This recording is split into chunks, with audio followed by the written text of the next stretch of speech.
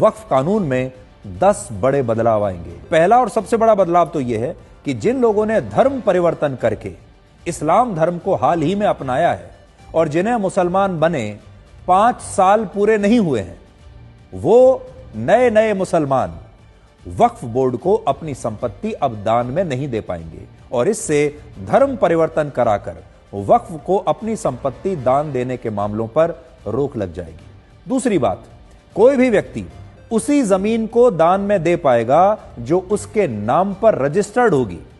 तीसरी बात, वक्फ अल औलाद के तहत महिलाओं को भी अब वक्फ की जमीन में उत्तराधिकारी माना जाएगा।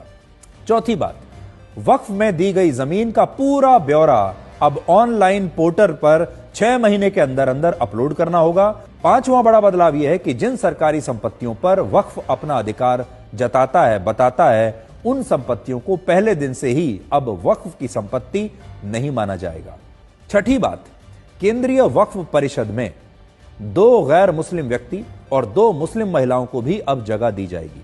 इसके अलावा इस परिषद में नियुक्त किए गए सांसद और पूर्व जजों का भी मुस्लिम होना अब अनिवार्य और आवश्यक नहीं होगा। 7वां बदलाव, सरकार ने इन दोनों मुस्लिम संप्रदायों के लिए अलग अलग वक्फ बोर्ड बनाने का भी प्रावधान इस कानून में अब जोड़ दिया है।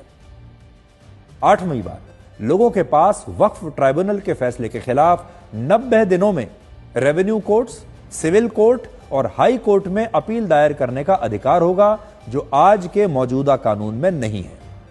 9वां बदलाव, केंद्र और राज्य सरकारों के पास वक्फ बोर्ड के खातों का ऑडिट कराने का अधिकार होगा, जिससे किसी भी तरह की बेईमानी और भ्रष्टाचार को रोका जा सकेगा। और 10वां बदलाव यह है कि वक्फ बोर्ड सरकार को कोई भी जानकारी देने से अब इनकार नहीं कर सकता।